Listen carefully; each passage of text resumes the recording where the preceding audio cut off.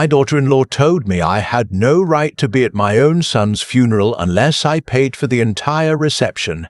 I looked at her calmly, reached into my coat pocket, and handed her an envelope. She assumed it was a check. When she opened it, she went completely still. Then she started shaking. I need to back up. My son Owen passed on a Thursday in February. Cardiac event, sudden, no warning. He was 51 years old and had just gotten his cholesterol checked 2 months before. The doctor said it looked fine. These things don't always show up where they're supposed to. I know that now. Owen and I had our complications over the years, the way fathers and sons do, but we'd worked through most of them. The last few years were good. We talked on Sundays, met for lunch when he was in town, went to a Phillies game last July that ran 11 innings, and neither of us cared because we were just glad to be there together. His wife, Serena, never came to those things.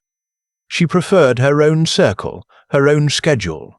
I respected that. What I didn't understand, not until later, was how much of what I thought was my relationship with Owen had actually been Owen carving out space behind her back just to see his own father. When he died, I found that out fast. Serena called me herself, which surprised me. Her voice was clipped and efficient the way it always was. Owen had a heart attack. He didn't make it. The service is Saturday. I'll send you the details. She hung up before I could say much of anything. I sat in the kitchen of the house I've lived in for 34 years, the same house Owen grew up in, and I stared at the wall for a while. My wife, Louise, passed 8 years ago. Owen was all I had left of the family we'd built together. And now he was gone too. I drove down to their place in Bryn Mawr the following morning, wanting to help, wanting to be there the way you're supposed to be when something this bad happens. Serena answered the door in a silk blouse, not a hair out of place, looking more like she was hosting a committee meeting than managing the first days of widowhood. She didn't invite me in. She stood in the doorway and crossed her arms. "You're going to want to discuss arrangements," she said. "That's fine. But I need to lay some things out first." I told her I was just there to help, to be present, to grieve with the people who loved him. She smiled the kind of smile that has nothing warm in it. "There are costs associated with a funeral of this scope," she said. "The venue, the catering, the flowers, the reception afterward. Owen's life insurance is tied up in probate. My accounts are overextended right now. If you want to be part of Saturday's proceedings, I need financial participation." 50%. Her number was $14,000. I asked her what she meant by proceedings. She meant the funeral. My son's funeral. She was charging me admission. I kept my face still.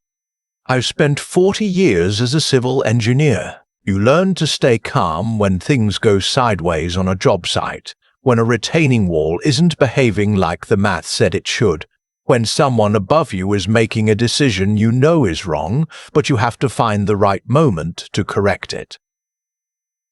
That stillness doesn't leave you. "I understand," I said. "Let me think about it." She nodded like we'd just concluded a business call and closed the door. I sat in my car at the end of their driveway for several minutes. The February sky was flat and grey. A neighbor walked a dog past the end of the street without looking up. I thought about Owen. I thought about Louise. I thought about the kind of woman my son had chosen to build his life with, and what that choice had cost him. Then I drove home and opened the filing cabinet in my office. We had 2 grandchildren. Owen's boys, Mason and Caleb. 10 and 7.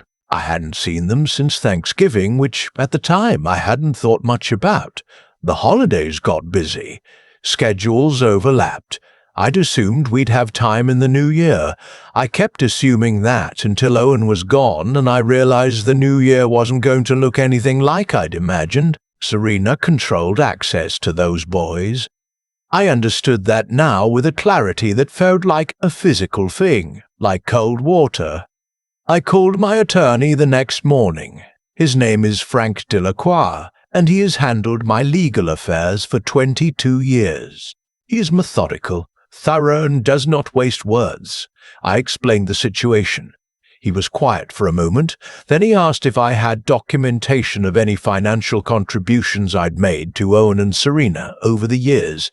I did. I had everything. When Owen and Serena bought the house in Bryn Mawr 11 years ago, they were $40,000 short of the down payment. Owen called me from a parking lot, embarrassed, and asked if there was any way I could help. I told him I'd think about it.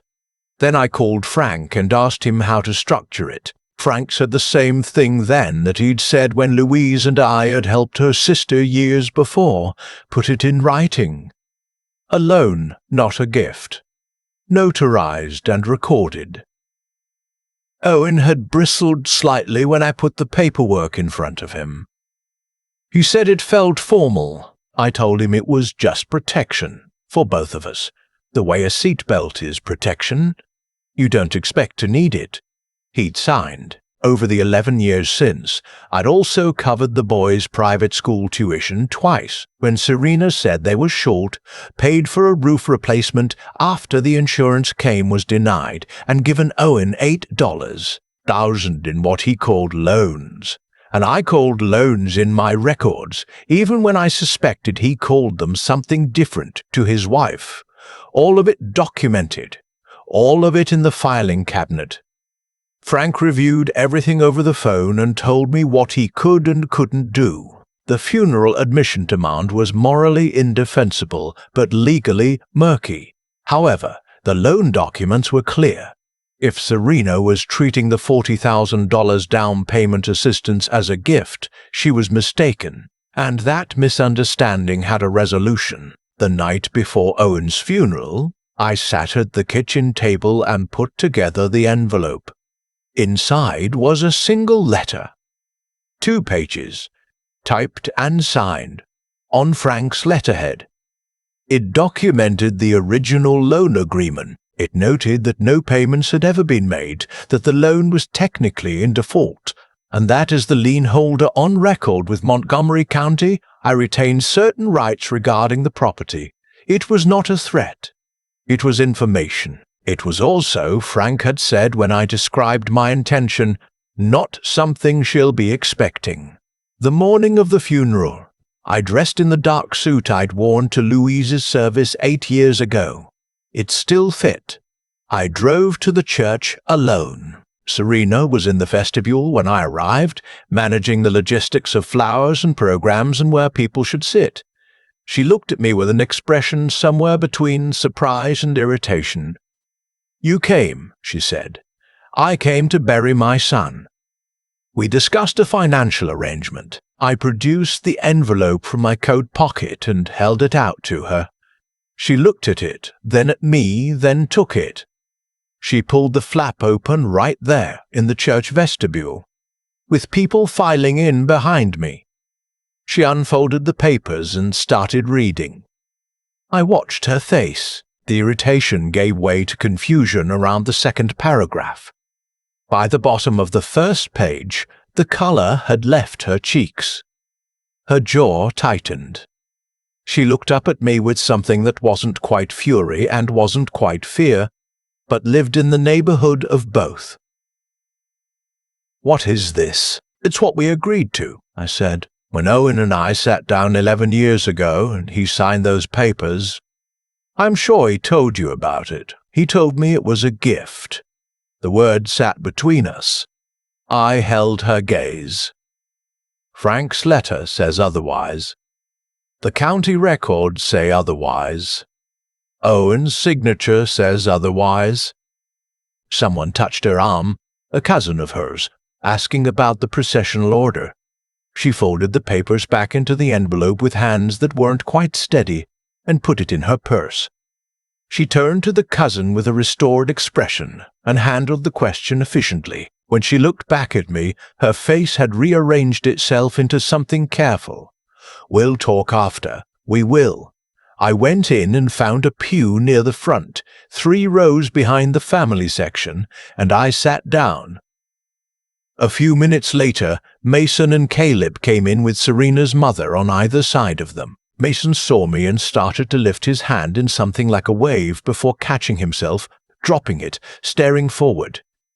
Caleb was too young to manage the same restraint. He twisted in the pew and looked at me with open confusion, like he was trying to understand why his grandfather was on the wrong side of the aisle. I gave him a small nod.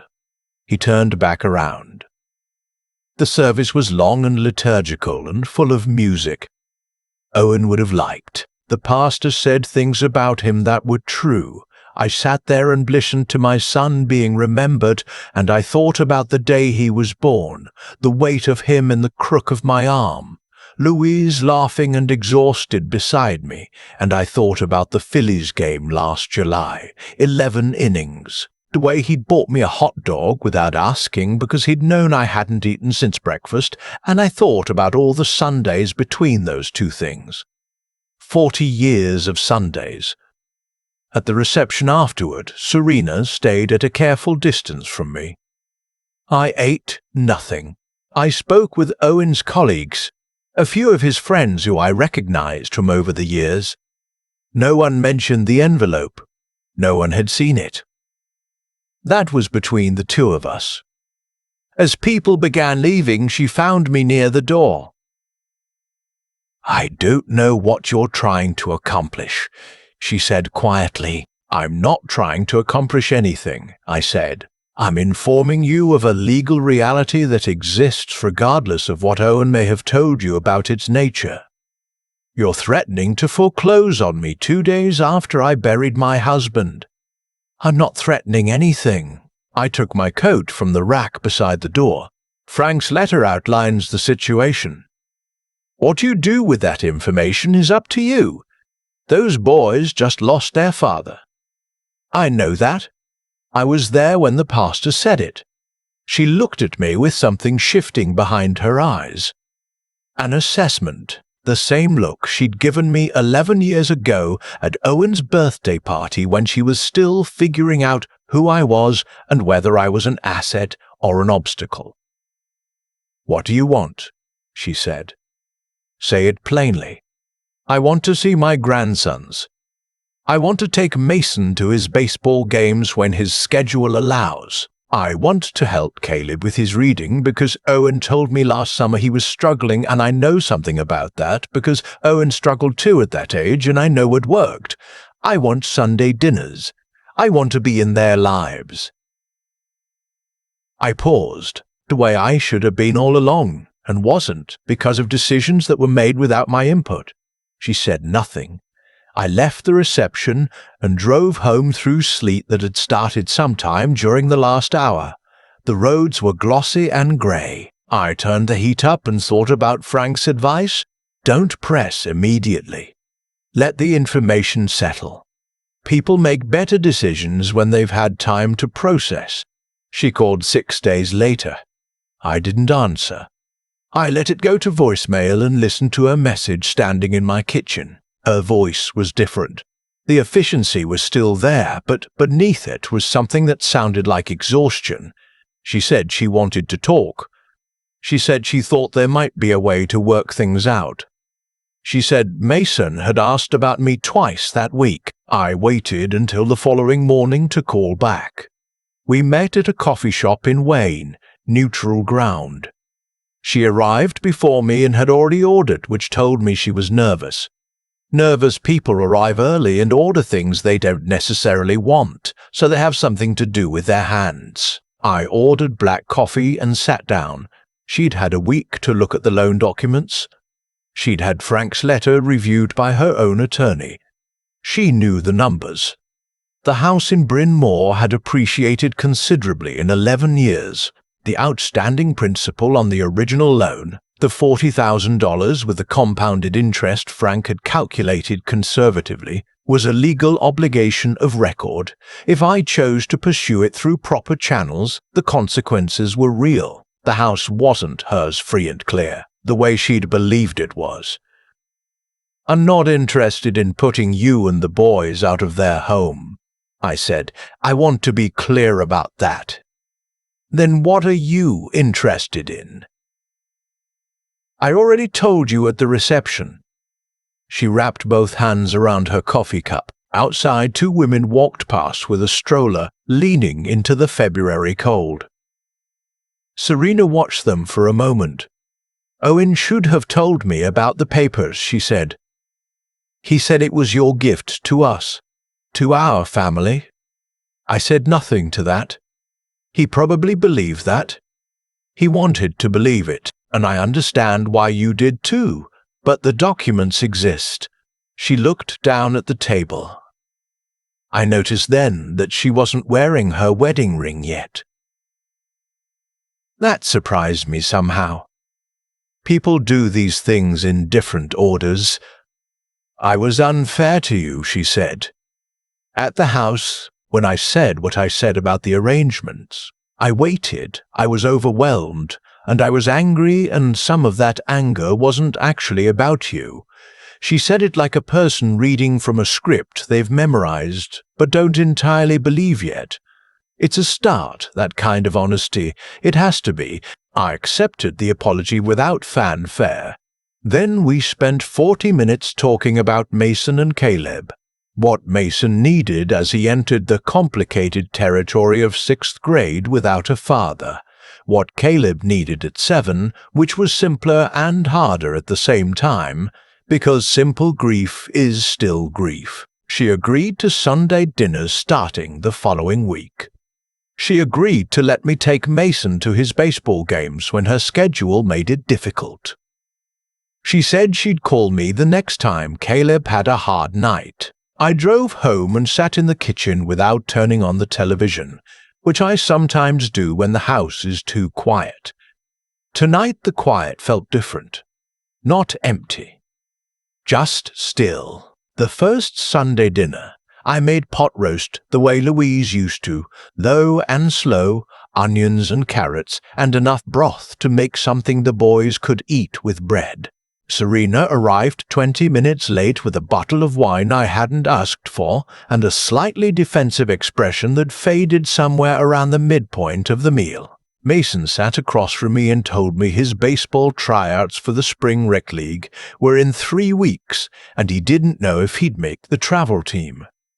I told him about trying out for my high school team when I was his age and not making it, and how that felt and what I did with that feeling. He listened the way kids listen when they're deciding whether to be dismissive or interested. By the end, he was interested. Caleb told me his teacher's name was Mrs. Ferreira, and she had a bearded dragon in the classroom named Captain. "That is an excellent name for a bearded dragon," I said. "I know," he said, like he was relieved I understood the importance of it. Serena watched the 3 of us from her side of the table with an expression I couldn't entirely read. Something complicated. She'd built a structure around this family that had suited certain purposes, and now that structure was different and she was figuring out what it meant, what it required of her. After dinner, while the boys were in the living room, she helped me carry dishes to the kitchen. We stood at the sink, and she washed, and I dried, and she said, without looking at me, "I didn't handle any of this right." I know. Owen held things together that I didn't know he was holding together. She paused with a bowl in her hands. "I'm still figuring out what that means. It means a lot of work," I said. "But you don't have to do all of it yourself." She handed me the bowl to dry. 3 months on, things are not simple, and I don't expect them to become simple. Serena and I are 2 people who do not naturally seek each other's company and are learning to be in each other's lives because the boys need it, and because somewhere in the last year we each ran out of the energy required to maintain the alternative. The loan isn't forgiven. Frank has the paperwork. We agreed on a structure, no payments for the first year, while Serena stabilizes the finances, then modest monthly amounts beginning next January, with the total balanced against what I would have spent helping them anyway over time. It is, Frank said when he reviewed it, a fair agreement. More than fair. I know that. So does she.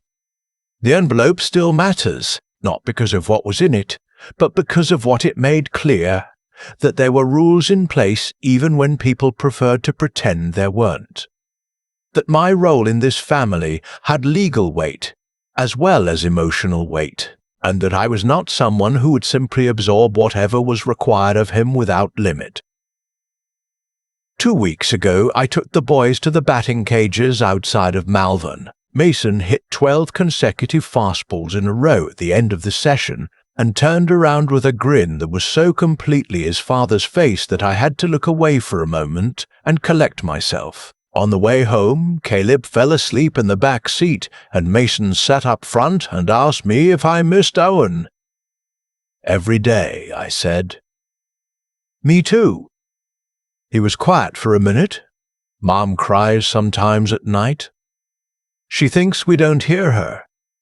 You can tell her you hear her." He thought about that. I told him what I thought about fathers who carry things quietly, about how it isn't weakness to let the people around you know that something is heavy. He listened the same way he'd listened at the dinner table, deciding. When I dropped them off, Serena met us at the door. Caleb was still groggy, leaning against her side while she thanked me. She looked tired in the particular way of people who are rebuilding something while still carrying the grief of what was lost. I recognized it. I'd looked that way myself for the better part of 2 years after Louise died. "Same time next week?" she asked. I nodded. "Same time." I drove home in the long light of a late April evening. The trees had finally come in after a grey winter, everything green and insistent the way spring is in Pennsylvania, like the season has made up its mind and intends to follow through. I had pot roast planned for Sunday, and Caleb had asked if we could try fishing sometime before school let out, and Mason's first travel team game was the second Saturday in May if I wanted to come. I turned into my driveway and sat there for a moment with the engine off. The house was quiet inside, the way it had been for 8 years. But the quiet meant something different now. There was a next week attached to it. There were boys who knew where I lived and would be back. Owen was still gone. That part doesn't change. It doesn't get easier, in the way people mean when they say it gets easier. It gets different. Grief is not a thing you recover from. It is a thing you learn to carry, and eventually the carrying becomes part of how you move through the world. And there is a version of that, on the right kind of evening, that almost feels like enough.